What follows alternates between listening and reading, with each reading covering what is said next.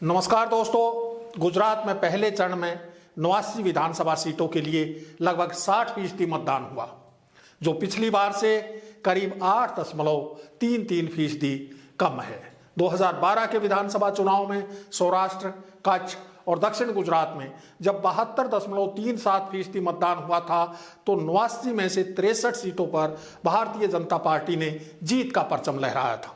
इसी प्रकार 2017 के विधानसभा चुनाव में 2012 के मुकाबले 4.04% कम यानी 68.33% मतदान हुआ था, तो बीजेपी की 15 सीटें घटकर मात्र 48 रह गई थी। इस बार 8.5% कम होने पर कयास लगाए जा रहे हैं कि बीजेपी की 2017 के मुकाबले 12 से 15 सीटें कम हो सकती हैं। इससे कांग्रेस को खासी बढ़त मिल सकती है, लेकिन इस सहज लगने वाले आकलन को आम आदमी पार्टी ने गड़बड़ा दिया है। आपके चुनाव मैदान में मजबूती के साथ उतरने से पुराने समीकरण बदलते हुए दिख रहे हैं। हालांकि 2017 के विधानसभा चुनाव में भी आम आदमी पार्टी ने अपने उम्मीदवार खड़े किए थे और उनमें से ज़्यादातर की जमानतें जब्त हो गई थीं। इस बार पंजाब की भारी जीत से उत्साहित आम आदमी पार्टी ने आक्रामक चुनाव प्रचार किया है। साथ ही भारतीय जनता पार्टी और उसके समर्थक राष्ट्रीय मीडिया ने भी एक खास रणनीति के तहत कांग्रेस को मुकाबले से बाहर दिखाने के लिए आम आदमी पार्टी को विशेष रूप से बढ़ावा दिया। इसीलिए कुछ चुनाव विश्लेषकों का मानना है कि आपकी जोरदार दस्तक का सीधा लाभ बीजेपी को मिलेगा और इसके चलते बीजेपी को 60 से 70 सीटें मिल सकती हैं। वहीं एक धारणा ये भी है कि आम आदमी पार्टी की धमक सूरत शहर और उसके आसपास की सीटों पर ज़्यादा रही है। इसका नुकसान कांग्रेस की बजाय बीजेपी को ज़्यादा हो सकता है। सूरत में 17 विधानसभा सीटें हैं और इनमें से 16 पर भाजपा काबिज है। गौरतलब है कि पिछले साल फरवरी में हुए सूरत नगर निगम के चुनाव में 27 वार्डों में जीत हासिल करके आम आदमी पार्टी ने सबको चौंका दिया था और वह कांग्रेस को पछाड़कर नंबर 2 हो गई थी।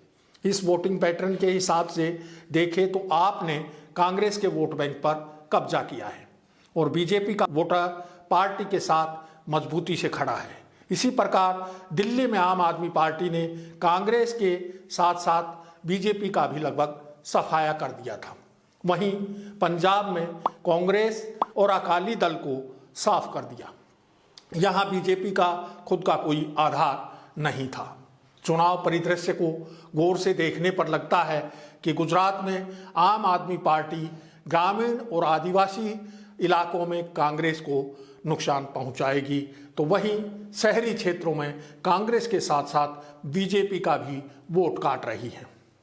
अच्छी और मुफ्त शिक्षा, चिकित्सा तथा फ्री बिजली के वादे के चलते शहरी पढ़े लिखे युवा और निम्न मध्यम वर्ग के मतदाताओं का रुझान आम आदमी पार्टी की ओर बढ़ा है। ये वर्ग बीजेपी का समर्थक होता था। दूसरा, अरविंद केजरीवाल बीजेपी के हिंदुत्व वाले एजेंडे को ही आगे बढ़ा रहे हैं, इसलिए उन्होंने मुस्लिम समुदाय से दूरी बनाकर रखी और सॉफ्ट हिंदुत्व का कार्ड खेला है।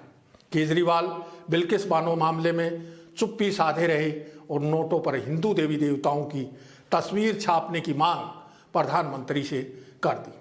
इसलिए यह कहना पूरी तरह गलत होगा कि आम आदमी पार्टी केवल कांग्रेस के वोट काटेगी।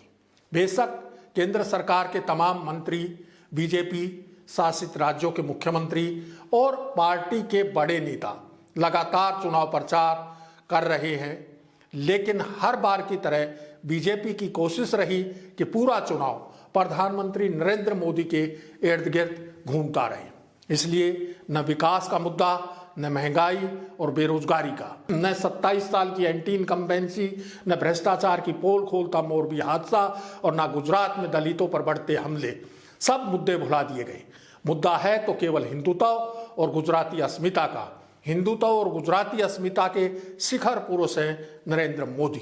इसलिए प्रधानमंत्री मोदी ने चुनाव की घोषणा के बाद प्रदेश में 27 रैलियां की और अपने नाम पर वोट मांगे।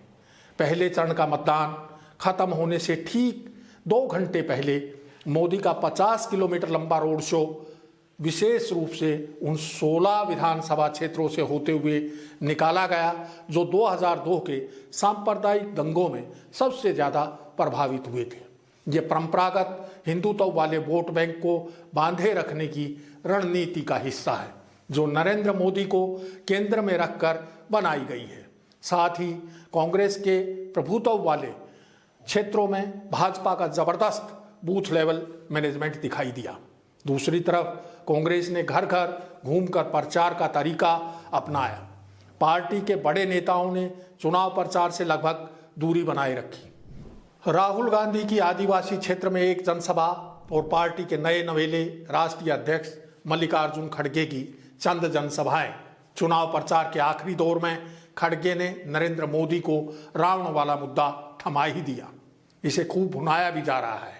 कुल मिलाकर इस बार गुजरात के चुनाव परिणामों में आम आदमी पार्टी की भूमिका सबसे महत्वपूर्ण रहेगी।